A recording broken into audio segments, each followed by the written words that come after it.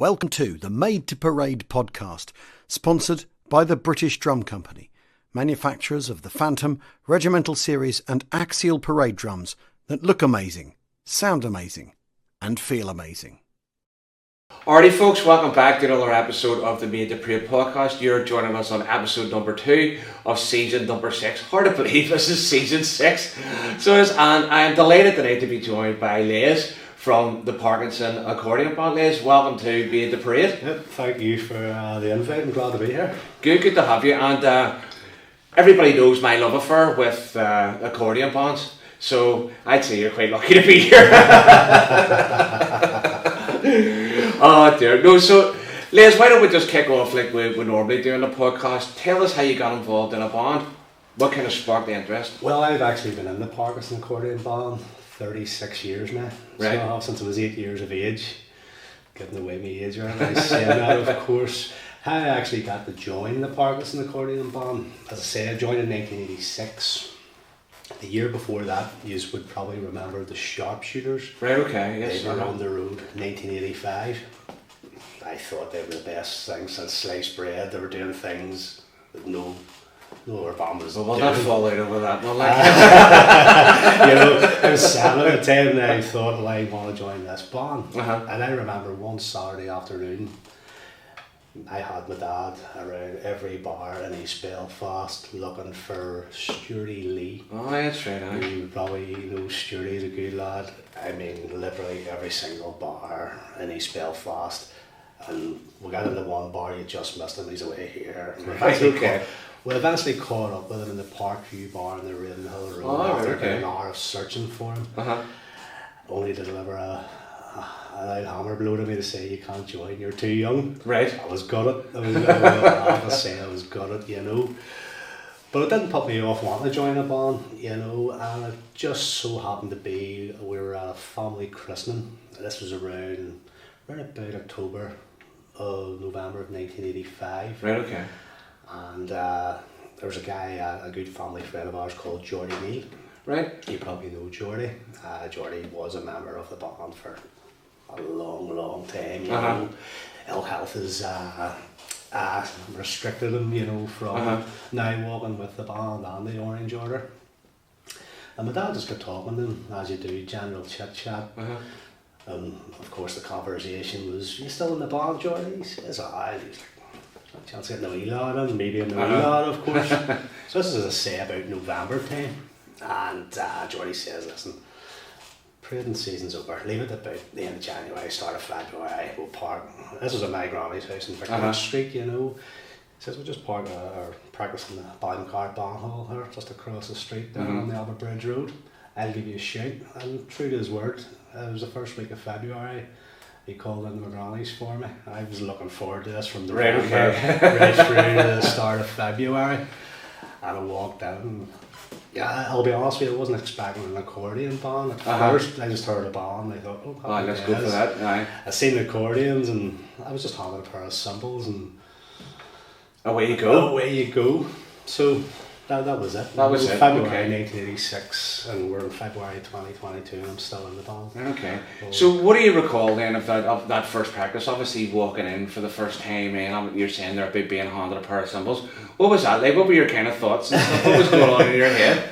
You all see the size of the cymbals. I'm not the tallest, but I was a lot smaller when I was 7-8 years of age and these cymbals were about this size.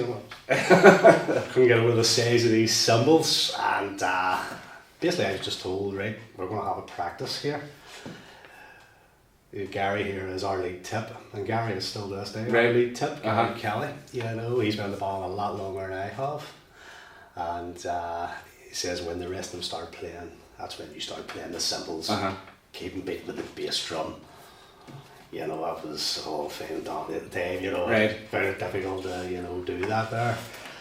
But it didn't stop me, you know. I've never been a nervous kind of person. Even as a child, I was always mixed with anybody, you know. So I did. So I just took to the band like a duck the water. So you had a good sense of rhythm, had you?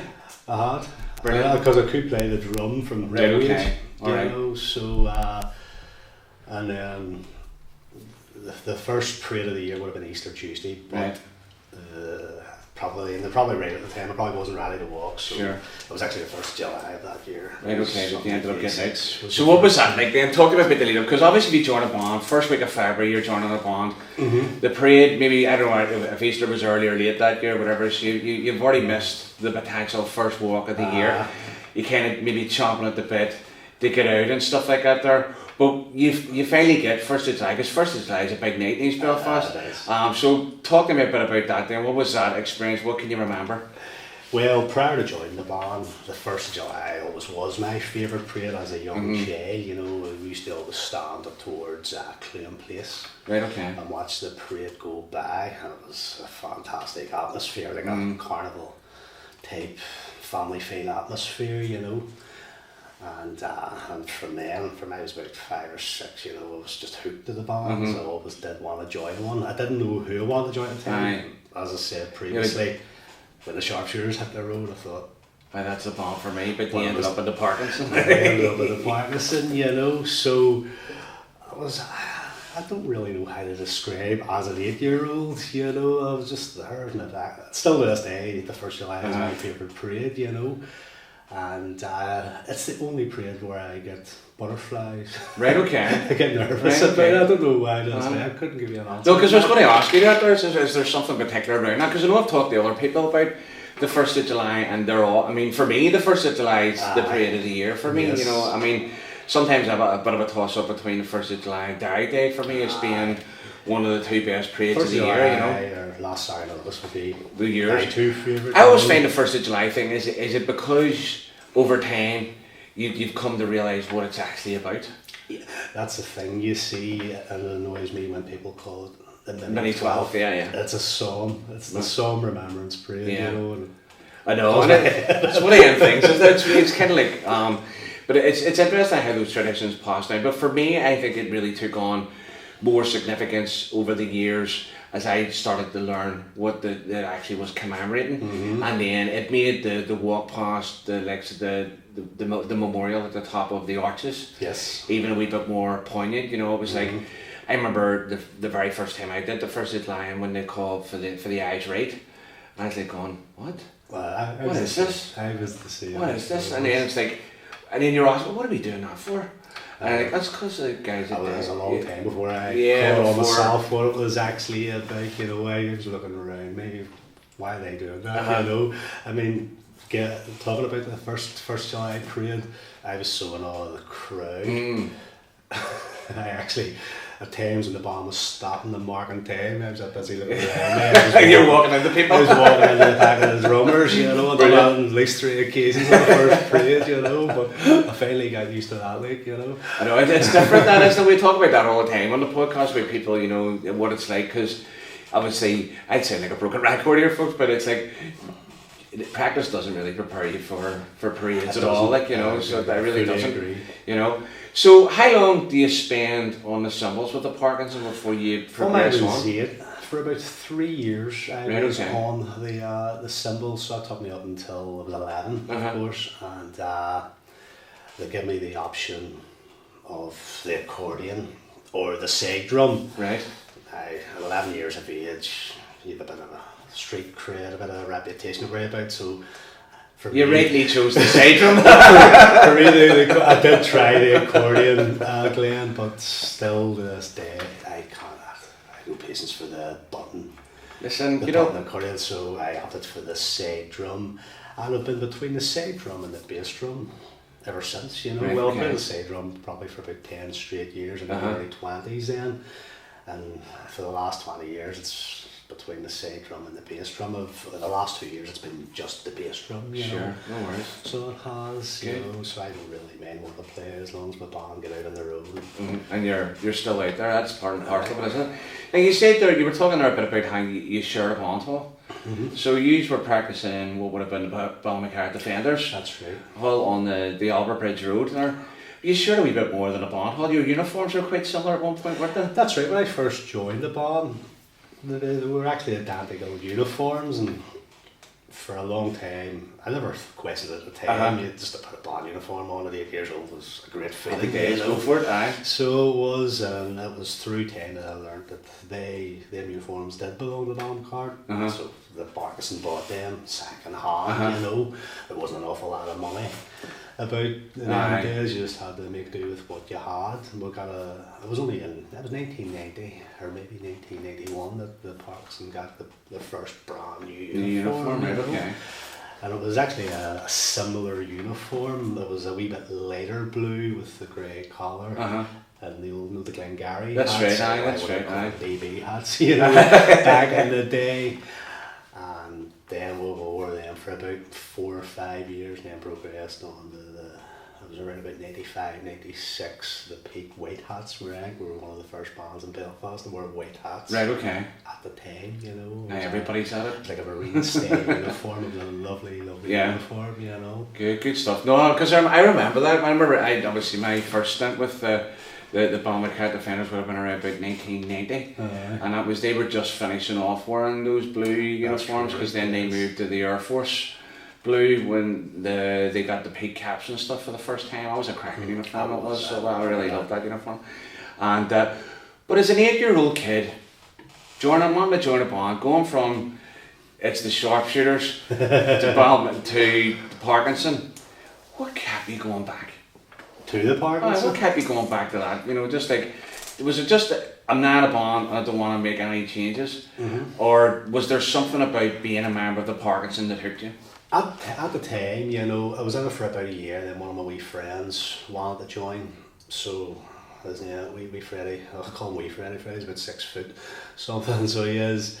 Freddie wanted to join the band, so I think that's probably what kept me in the band as well. Alright, okay. One of my friends there, but Freddie only lasted about 3 or 4 years himself in the band. He just pursued other interests as a child, you know, football and just other activities that was going on around the area at the time, you know, but I just, at that stage I was on the side drum, you know, so I think, you know, getting moved on to the drum. Sure. I was a full size drum, there was no miniature drums, you know. Exactly, that's it. That was difficult. The first couple of years was hard for me. I can imagine. You know, as an 11 or 12-year-old carrying a full size drum in the first July, and then the 12th. Exactly, that's it. And, you know, the 12th, no short parade. Like, I know, definitely, because I think for me that's one of the things that, you know, that we don't really remember so much, is that back in the days before the 11 bar ones, I know. you were walking everywhere. Aye. So I remember, you know, you were like, oh yeah, we're just going to dander up to such and such a place, we'll stop there, we'll pick somebody up,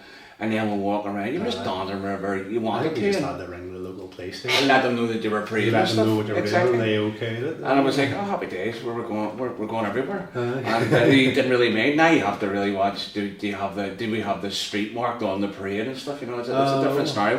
It's totally different. What I was really trying to get at there, lads, around the idea, what did the older guys in the band do? The contrast that I'm hearing from you is, you went to the guy from the Sharpshooters and said, you're too young. You went to the guy from the Parkinson and he goes, no problem. No problem. That's got to be part of, maybe one of the reasons Johnny why. Neal would be probably the main reason that I'm in the band still to this day. And Geordie's daughter, Lorraine, is in the band, and his granddaughter, Natasha, the accordion players in the band. Actually, going back in a bit of history, I've heard over the years, the band was run by a lot of the Neal family. Oh, right, okay. I remember my granny actually telling me when the Parkinson were walking up the road, a lot of them just referred to them as the Neal band. Right, okay. So, okay, you know, right, okay. there was about 6 or 7 members of the family at one stage in it during the course of the 70s, you know. Right, okay. You know, because they must have done something in terms of engaging with you as a young person to keep you on board. You know, so are you mindful of that, you know, that they were really encouraging, or what they did? I'm trying my best to remember what it was, you know, it was that long ago. So it was, I've got a very good friend still in the band this day, as I mentioned earlier, Gary Kelly. He's probably one of the main reasons I've stayed in the band. He kind of took me under the wing as a drummer. Sure. You know, I remember as a child growing up, see if you made a mistake, you always get shouted at. No matter where you were, in any walk of life, where if you made a mistake in a band, Gary was like, you'll not do it again, you'll learn from that. Well, that's what practice is all about, isn't it, really? 100%. Make a mistake here. So Gary made you feel at ease, and still to this day, Gary is still that way with everyone coming through. Drummers, accordion. Although he doesn't play the accordion, but he walks over and if they get disappointed and make mistakes, he treats his day's kids the same as he treated me as a kid. Sure. So what? You made a mistake. No, because I think for me there's definitely something, because I've been having some conversations with people around, engaging young people, keeping them involved in bands, and part of me, it has to come down to the relationship that you build with young people in bands now, because there's so many things that are vying for their attention and stuff, and to keep people at something that people sometimes can say, well, it's a damn art. Well, for me, it's like, there's 40,000 people involved in this. It's hardly a damn art, but it's not as, young person driven, because I remember when I joined it, there was loads of young people in the band whenever I joined it first, and there's definitely a key to keeping young people is building relationships with them. That's right, I agree with that. It's funny you mentioned a damn art. I think the accordion band scene, and within the city anyway, is probably unfortunately down away, because there used to be loads of bands, didn't there? I mean, there used to be so I believe, talking to people over generations, there was lots of accordion bands in the city. Now the only real three you would see and hear of is ourselves, the Lord Carson and the Albert Bridge, Right, there's a whole pile of but there's still a whole pile in the country. Okay, well that's it, God bless them in the country there with their accordions, in the city it's hard to get people, young people especially, enjoying an accordion band. I have to say though that some of those accordion band names are crazy, aren't they? They're from made up towns, aren't they? It's like they're like one of those. There's those places that you would expect to see on the weather map. I didn't know that place existed, and I bet there's an accordion band there. But you're bound to have some standout memories from your time in the band. Obviously, if you joined as an 8-year-old. To whatever age you are now. But talk to me about some of the things that you would say are standouts for you in terms of experiences with the band. Standout memories, we'll just start with that there. One of my most recent standout memories, and actually my son, I have a 4-year-old son. I have 3 kids, 21, 17, and a 4-year-old. That's a great event, mate. It actually is. The 2 oldest, Brandon and Shannon, they have no interest in bands, but Logan, he loves. Right, okay. He's actually in the band now. Right, okay, brilliant. He's our youngest member. Since he's been walking, he's like myself, he has just a couple of spoons, he's drumming, he's doing it, okay. He's got cymbals in the house, triangles, drums, anything, goes to band practice with me every Monday. You didn't brainwash him as a baby or anything, did you? You have to, So you do. So as I say, going back to a most recent memory, the reason why I mentioned Logan, he told me to put the YouTube channel on TV and says put Daddy's band on, and that standout memory was when we played at the Ulster Hall. Right, okay. That was about 6-7 years ago. Right, okay. Was that one of the festival of March and Band things, was it? Exactly. Right, okay. It was sponsored by Dion Dodge. That's right, it was the Ulster Bands Forum and stuff were involved. Was Quincy involved with it back then? Yes, that's right. So that was a real standout memory in recent times, And why is the Ulster Hall? It's not just because of the venue, or why? I think it's an iconic venue within the city, I suppose, and it's the one and only time we've ever played there. All right, okay. I recall, we'll go to Scotland most years, just depending which way the 1st of July lands. We're going this year because of the way the 1st of July falls, We'll win best visiting accordion band. Right, okay. Whereabouts in Scotland are these? We watch with the Renfrew district. Right, okay. Alright, okay. So we do, the band's been going there since the early 70s, and still with the same lodge, right, okay. 1 and 2 in Castle Street. Have made friends for life from the Orange Orders there, and the bands that walk in that district as well. So good memories from there also. You're bound to have a few cracking memories from Scotland, because everybody has an old memory from Scotland. One of the memories, I wouldn't call it a good memory actually, was we're the, I don't know if you've ever been in Castle Street, Orange Hall, Paisley. It's situated right behind a Catholic Nationalist estate. Right, okay. And one night we were all having a good time. Next thing, you know, the fire brigades and all was there.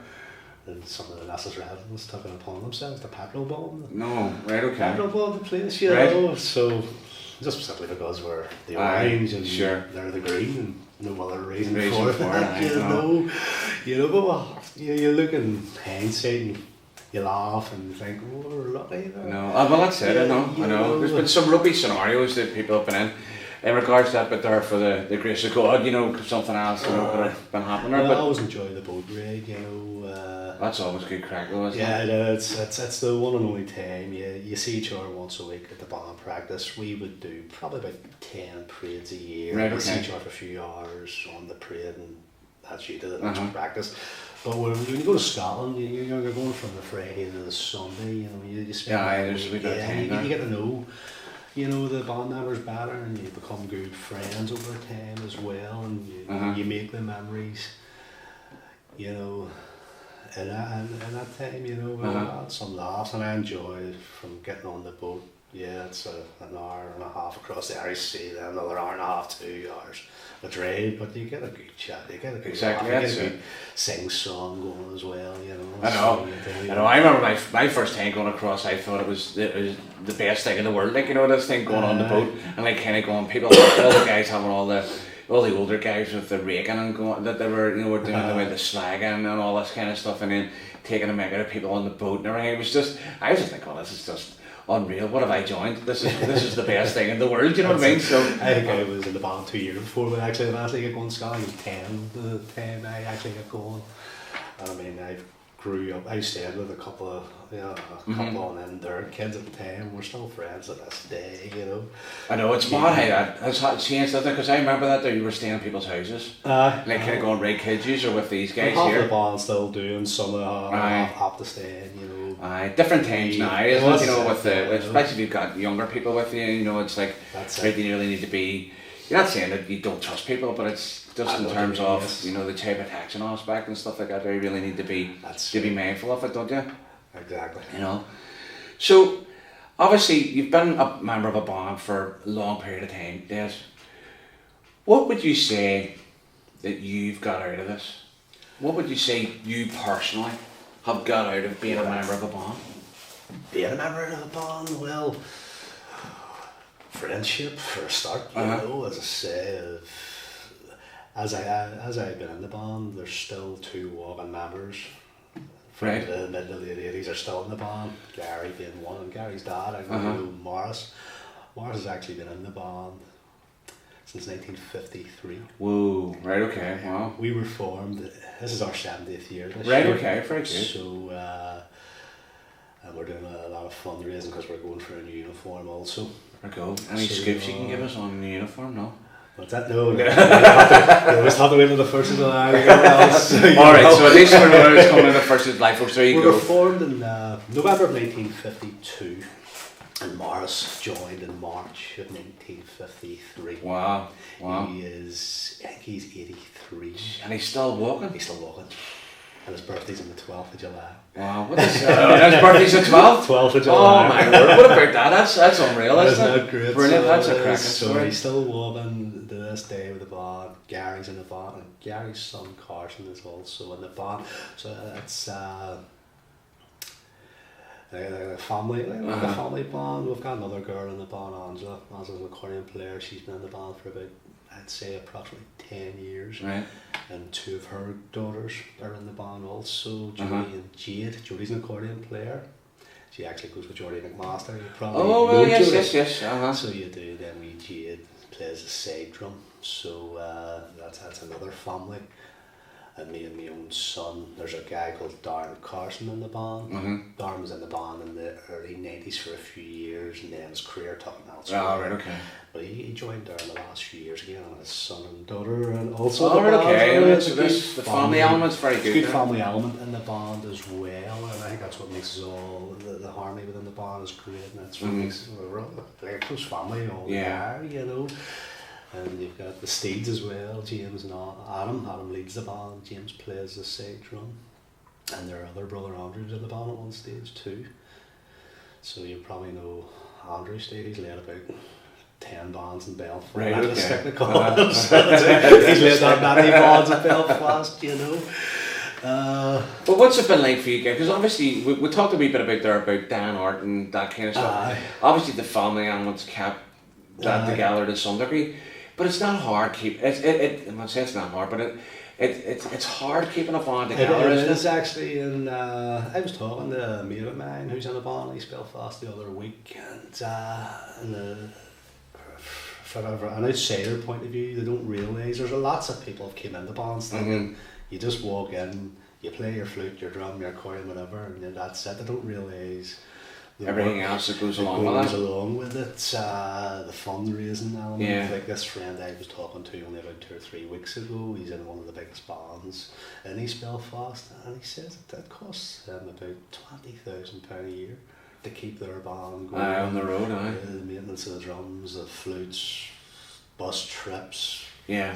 All it's crazy, isn't it? That's crazy money. It is. I mean, it's just even because we were doing stuff. I mean, and there was a number of flutes all needed refurbished. Now, the refurb on a flute, maybe you've got 20, 30 flutes going, and it's £35 a refurb on a flute. You know what I mean? Or to get it, not all. It's very odd stuff and stuff. You know what I mean? And then the price of uniforms. Exactly. I mean, just to refurb your flutes and stuff, and then obviously different with the likes of accordions and drums and stuff like that. There, you know, it's a very different story. You know, keeping that on the road's crazy. The most popular accordion would be the Palo Soprano. It's an Italian make, but to buy one of them brand new, you're talking the best part of £5,000. It's mad, isn't it? It's mad, isn't it? You know, and to maintain it on an annual basis, you know, depending on how much you use it, of course, you know. And then there's the shame of playing it as well. Worst, I'm not sure what's like playing a flute in the rain, but you've probably seen accordion bands during the with the Pack-a-Max and all that there stuff. I remember one day we went to Londonderry actually. We walked with something like 12 accordions, and 7 of them got absolutely ruined. The rain just was relentless that day, you know, and it cost, I think it was about £900 to repair them accordions. So that was just bellows, like. Yeah, so it's mad, isn't it? It really is, and that's the other thing. You think you walk in all Wilders, it's like, you know, nobody really seems to mind. Well, I mind these days. Like it's kind of going a bit slicing on like that. So I may not walk it. You know what I mean? But no, it is. It's one of those things that people don't realise, that just the level of commitment that it requires to, you know, to keep that on board. So you're talking about 70 years. So uniforms one, you've let us in on the fact that you've got a new uniform coming. So obviously look out for that. Anything else that you're doing for your 70th anniversary? Any special plans or anything? Oh, well, we're doing a couple of fundraisers. Well, we had touched on the idea of doing our own parade, but as like every year, everybody has their annual parade. Yeah. They have their annual parade. Everybody knows when it is. Same with the Protestant Boys. Same with the Girlfriend Star. We're thinking, well, when's the Parkinson Accordion Band going to run a parade? So we haven't ruled it out. It's something we're still looking at, you know. We're going to run a couple of fundraising dues, you know, because the uniform itself is costing us over 13,000. Right, okay, get on. You know, and for an accordion band, that's a lot of money. Like a lot of money, you know. And what are you sporting at the minute now then? What in terms of how many drummers, how many accordion players? At the minute we're walking with approximately 6 drums and about 14 accordions. Right, okay. Now that doesn't sound like maybe an awful lot of numbers if you're in a flute band, but for an accordion band in the city of Belfast, that's big numbers. Yeah. I tell you what, there's some bands would be glad of 14 flutes, to be honest with you. You're right. You know, so. Like, I mean, I've walked, as I say, since 1986, and I've seen us walking on the road with 3 drums and 5 accordions and all. And if that had been the case today, I would still do it, you know. Yeah. But the numbers over the years have, you know, increased, thankfully, you know. So and hopefully that will continue to increase. No, because it's always good. You get to see bands disappearing off the road. I mean, I know that I give the accordion bands a good out raking and stuff like that there, but for me, you know, it's the history and the heritage in terms of the band scene. You wouldn't want to lose that, because we've lost some great bands over the years, you know, like good accordion bands, but I'm also thinking, I like the Regal. I know, that's right. Do you know what I mean? I love the Regal. It's funny you should mention the Regal. Our cabinet has touched on a few minutes ago with Morris Kelly. His father, Freddie Kelly, was the founding member of the Regal. Right, okay. So it was. I loved that band. I thought they were amazing. They were just they were something else. Well, exactly, that's it. With the saxophones and the accordions. The first time I ever seen them play, I think there were a band or two in front of us on the 12th day, maybe late 80s, early 90s, and they were just standing there soaking in the atmosphere, and everybody just ran. And I was like, "What's going on here?" And the Regal were playing the hokey cokey, so they were famous for it. And they were doing the moves and shaking all about with their accordions and their trombones and everything. It was brilliant. So they knew how to work a crowd though, didn't they? They really did. They really knew how to work a crowd. I remember watching them one year, but this was before I started walking, and I can remember this as plain as day. And standing, they had stopped outside the Orange Hall in the Albert, and they were playing the Birdie song. The place was going mad. So everybody was going mental for this. Them doing the Birdie song. I was like going, where else would you find something like that there? And you'd miss that type of entertainment. You know what I mean? So there's some bands still get a bit of that, in terms of, but it's not in that. It's we're very well disciplined, more disciplined nowadays. I gotta say, like when I look at videos from the 80s and 90s, and you're like, did we actually dress like that there? But just grew with the times. The marching discipline, the music discipline, the whole. Yeah, it's definitely advanced over the years, hasn't it? There's an element of this is still fun, but you need to be good at what you're doing. Do you know what I mean? You need to be able to, and there's bands out there that and for want of a band, that's just not getting into anyone, but they just go out and have a rattle. You know what I mean? I'm fair play them. That they're going out there, they're having a rattle. We don't really mind what we sound like. We're just out. We're just happy to be out and doing that there. And then sometimes you walk in like, oh, jeez.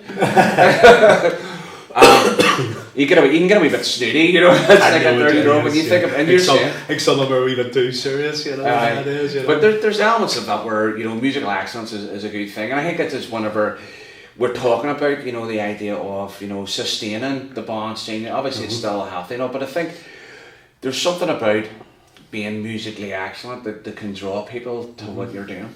I think that's an important factor in terms of like, this is a good band, I want to be a part of it. Because I would say that's part of your draw was to the Sharpshooters was they sound like a good band. Or they're coming across, and not just that they're walking and copying a Black Skull, but it's got a bit of Hosey after me. So, but there's still a good playing band. Do you know what I mean? And people can, it's like the Regimental. Even now, people know. I look back and where the Regimental started. And there were those light blue uniforms and with the white socks and all. That's right. And everything. And then you look at them today. It's two completely different bands. Like, you know what I mean? But that's part and parcel of the progress of the scene and stuff, isn't it? Right, that's right. And I think that's when I first joined the band. We were the same. Just any shoes, socks, anything. Most of us are wearing the same kind of footwear. Yeah. Everybody's in step. Everybody's playing. I know. We're just all playing off the same M sheet now. So we are. Definitely.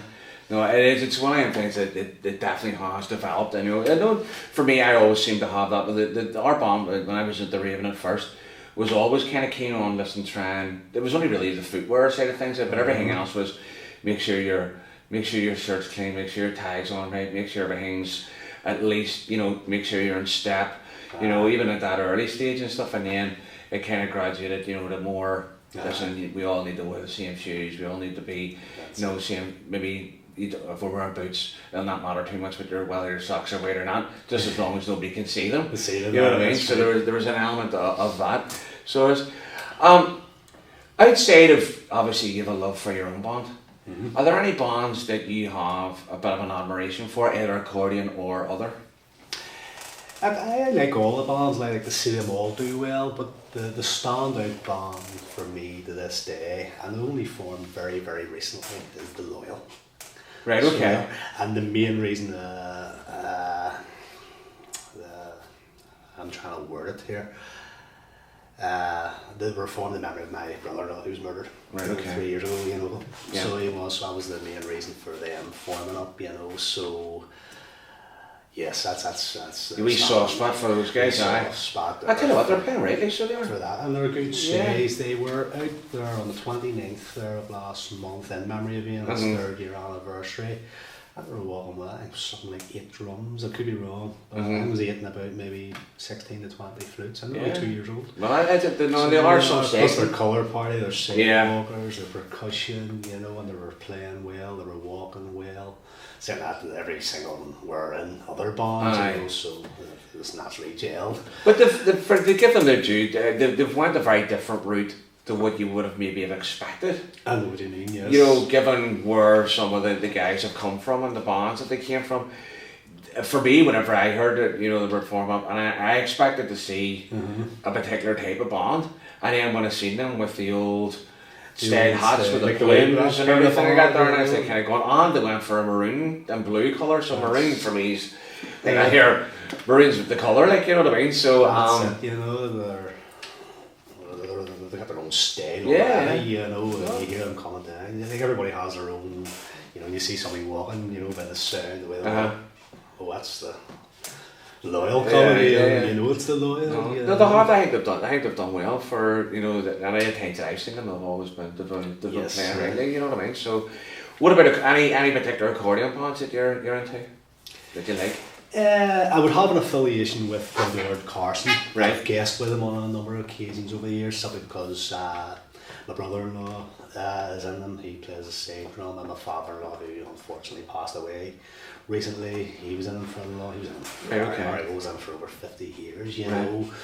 So, and I've got friends in the Albert Bridge as well. Okay. But it would probably sway more to the Carson, because of the family element you know. So I do. They go for it, though, don't they? Like, the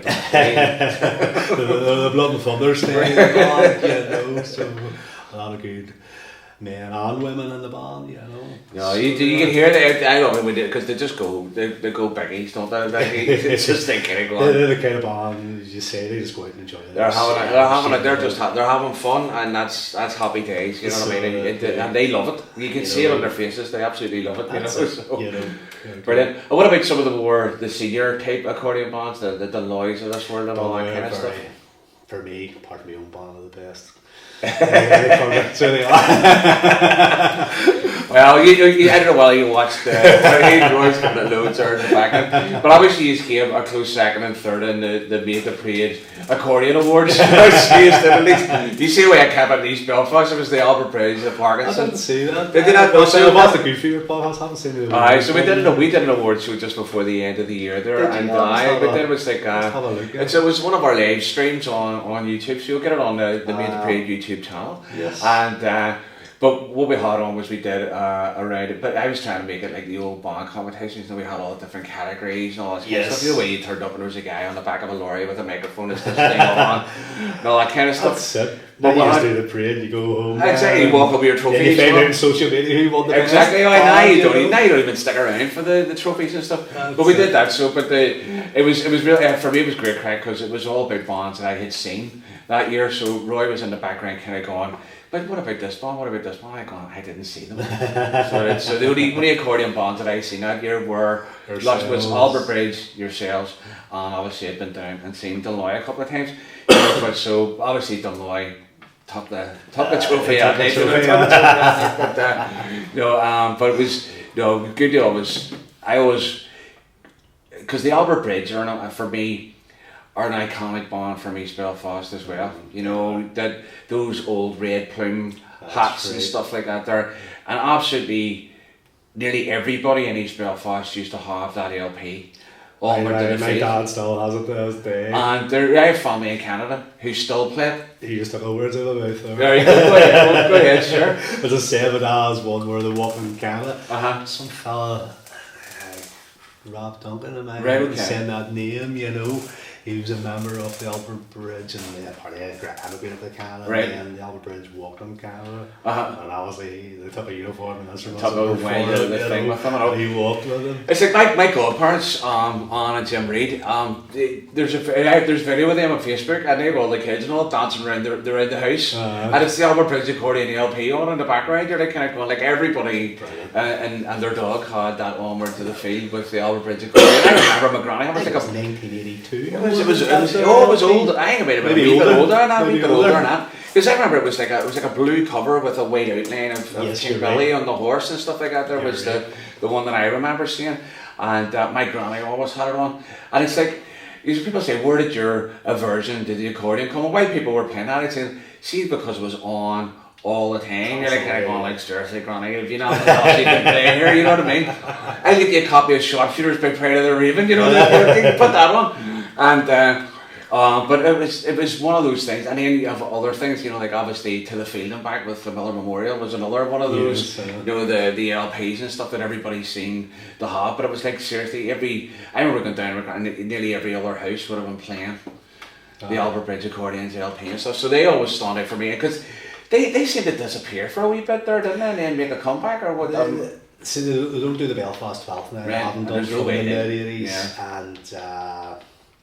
and a lot of their members have basically in the band from the early 20s, and these same members are still there now. You know, they haven't even walked now for the last number of First of July's in East Belfast, simply because they haven't got the numbers to walk. See, having a couple of church parades and stuff, you know, yes, that type of thing, you know, and it's all, I love seeing them, to be honest with you. I think, you know, it's a real, for me it's a real throwback to the childhood kind of thing, you know, and, you know, seeing because my granny would have went nuts when the Albert Bridge went past. You think, oh, it's the Albert Bridge, you know what I mean? And, you know, another way with the plumes now, that's right. They still wear the big hats. Still look like milkman, though, don't they?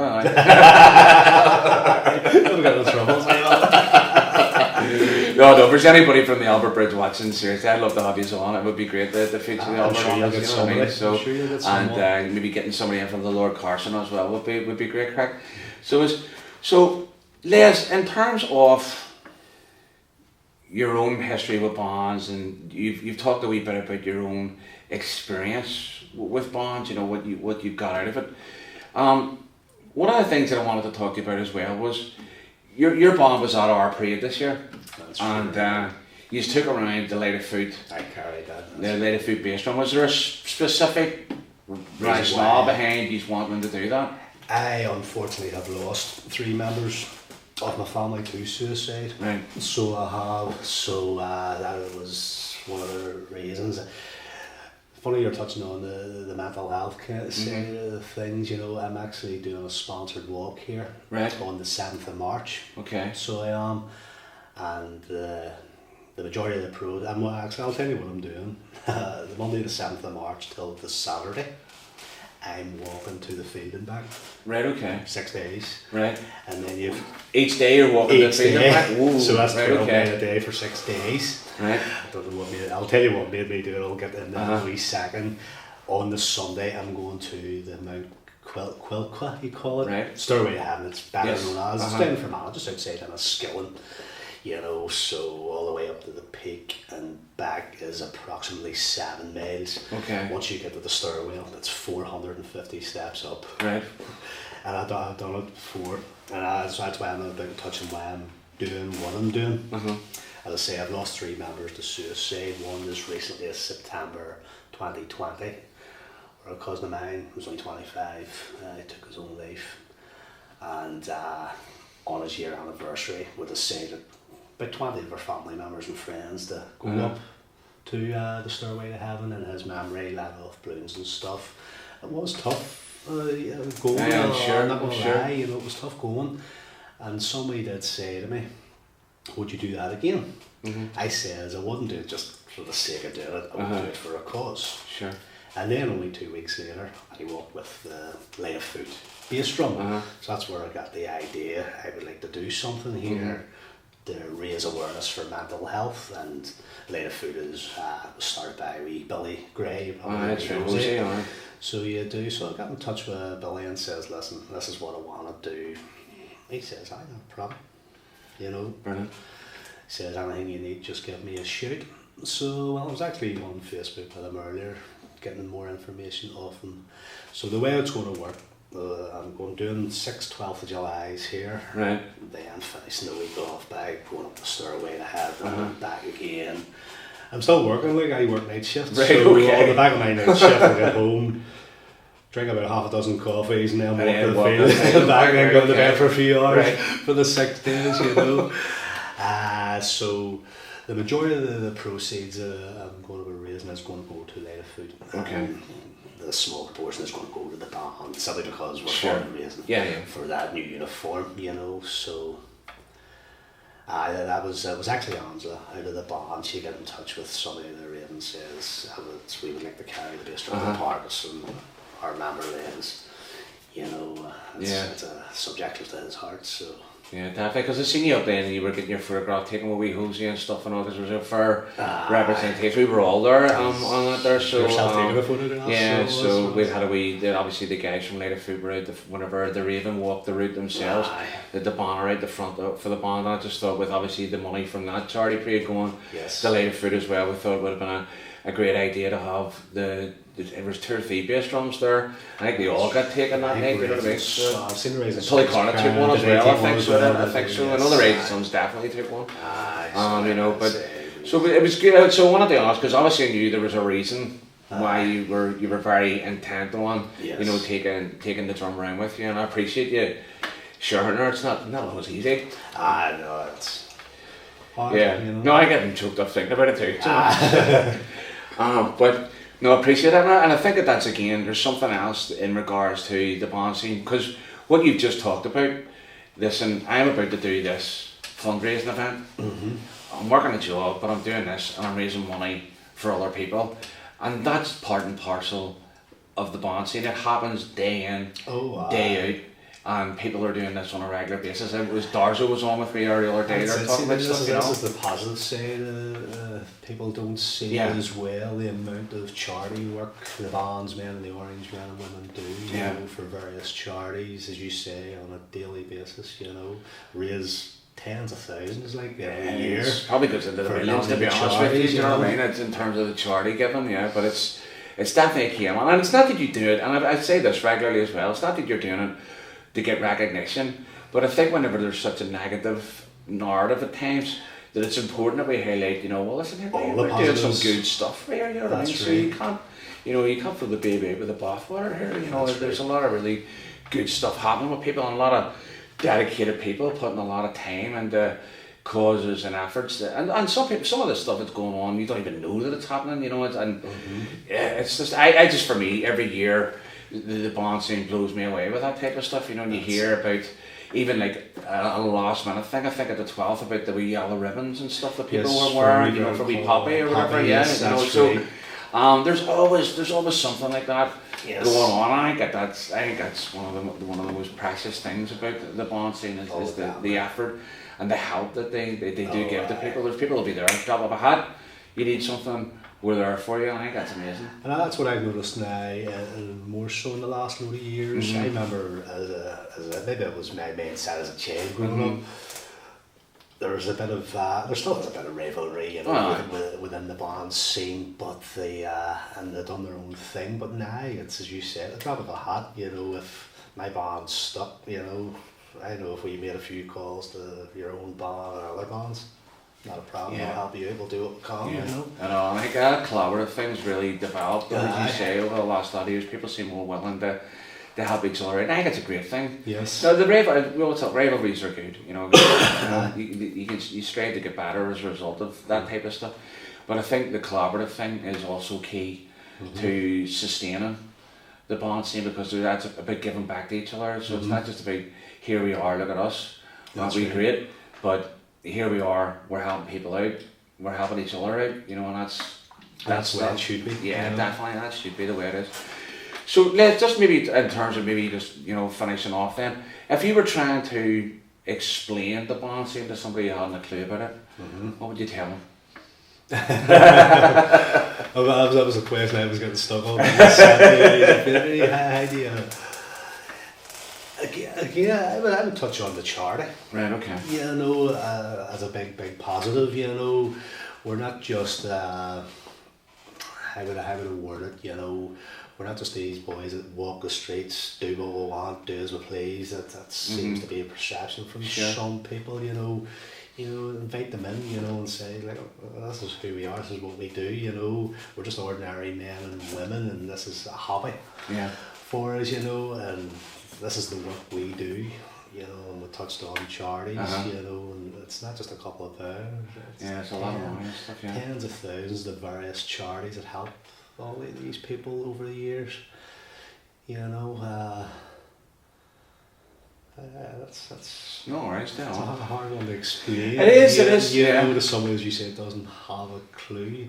You know, if you had somebody here and you had somebody there and you had somebody there, this person's probably telling him, no, don't go to them, I'm a bad lad, and then we're turning and saying, no, you're not a bad lad, you know. But it's all about getting to know people. I think that's part and parcel of the thing. You know. I think that's where the podcast has come in really handy as well, to be honest with you, because it gives you, you know, you're introduced to people, you hear the story, why did you get involved, why are you staying involved, what are you doing as a result of it, what kind of impact has it had on you, do you know what I mean? So, I've made lots and lots of friends from different bands over the years, people I wouldn't have knew had I not been in a band, you know. I've got to know you through the bands, exactly, that's it, know, so I have, and various of other people in different bands, and struck up real great relationships, and the relationships has been for the better of 2, 3, 4, 5 bands, you know. Exactly. That communicate with each other.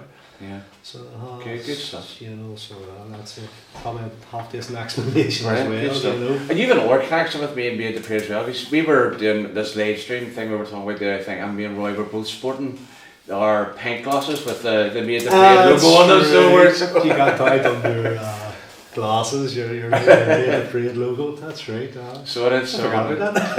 I one of them you did me the wee whiskey sort of whiskey glass. One of the guys in the Pride Mail, I'd sent over some stuff as a surprise, and one of them was the wee whiskey glass, where he was absolutely delighted with it, over the moon with it, you know. So there's been a few people asking about getting a hold of those, so I might have a chat with you to get some more done, you know. So certainly not a problem at all. But listen, Les, I just want to say thanks very much for taking the time out to come on the podcast, share your story. You got in touch with me about 3 weeks ago. I'm actually looking forward to it. Brilliant, you know, happy I'm days. glad I done it. I was a bit nervous. I'm not great at talking in front of cameras, you know, but I'm actually glad I did. You know, I'm glad you shared as well. You know, I'm glad you come in and for a number of reasons. One, great to have another accordion band on, and also just for talking a wee bit about that mental health side of things. You know, I think it's important, given some recent stuff, that, you know, that there's a need for us to have that level of support in the band scene. Again, can I just add to that there, Glenn? You know, that's another good thing. You know, a lot of people in different walks of life struggle with, you know, some form of mental health. And my band is no different. You know, I have my own struggles at times, you know, but I touched on the family element within our band, and one of us are down, you know, someone else is there to lift us up. And I'm sure it's the same with all the bands. And when it says the majority of my fundraising will be going to Light of Foot, you know, that's why Light of Foot are here. You know, if you're having a bad day or whatever, you know, they're just, the communication in today's world is instant now, you know. You're just a phone tap call away, or tap away. Light of Foot, you know, they've got their own Facebook page, and they're there for you. They'll give you advice, you know, and tell you, listen, definitely, that's temporary, everything's going to be all right, you know. So brilliant. I think that's a great note for that, you know. Yeah, I think that's a great note to bring out the DNA one. I think, you know, that definitely folks, you know, there's help out there for you if you do feel that you're stuck. And I know, reach out to members of your band, reach out to the Light of Foot, you know, just don't sit in silence, talk to someone. It's okay not to be okay, like, you know. So you're right. You know. Unfortunately, there was a band member up this area, that passed away very recently, you know, with, it's just unfortunately just I think it's that male pride. Sometimes it is. Sometimes they need to get that stigma out of their head, you know, you hit a nail on the head, it's okay, not be okay. Lift the phone, send somebody a message, or whatever, you know, just reach out to someone. What I found with my experience in mental health, losing 3 members, you know, I've had a few people in the past got in touch with me, told me of their struggles, and a simple thing, you mightn't think of it, a simple thing like, well, we'll go for a wee coffee, go for a wee chat, the difference that makes. Yeah. The difference that makes, you No, know. definitely, because even that just said, one, for this point, I'm not alone right now. You know, and there's someone else who's actually taking the time and the effort to spend time with me, whenever everything else in your head may be saying, nobody wants anything to do with me. If you think, if you know somebody that's struggling, just reach out to Yeah. them. They might be too embarrassed to ask for that help. Yeah. And if you, just a matter of saying, listen, if you want to go for a wee coffee, go for a wee chat, that just makes a world of a difference for them. Exactly, that's it. Because even if it's something, them feel that they're not alone. Yeah, exactly. You know? Because even if it's in the band and it's like someone's missed practice for a couple of weeks, it's like, get on the phone. That's what we do too. If somebody's missed maybe even 2 weeks. Yeah, what's happening? Is everything alright? You know, just something as simple as that can draw somebody back from it. I think it's harks back. I did an article quite a few years ago now called Last Night a Flute Band Saved My Life. And it was all about the idea that bands are doing things to try and help people with their idea of mental health. You know, and something as simple as a phone call can bring somebody back from the brink. You know, something as simple as a phone call. Right. So that, no, well, that's a great way to end things. So it is, and I think, you know, a positive way to end things as well, definitely. To say that there's help out there for us, folks. And bands are an absolutely healthy way to deal with your own mental health. Being around other people, learning an instrument, or even not learning an instrument, just walking with a band, just marshalling or whatever it happens to be, sticking a uniform on, being around people, family atmosphere, family environment. You could do worse. So you could. Brilliant. Well, listen, man, thanks very much. Appreciate it, man. Thank you. You have been listening to the Made to Parade podcast, sponsored by the British Drum Company, where Phantom, Regimental Series and Axial Parade drums are hand-built in the UK to look amazing, sound amazing and feel amazing.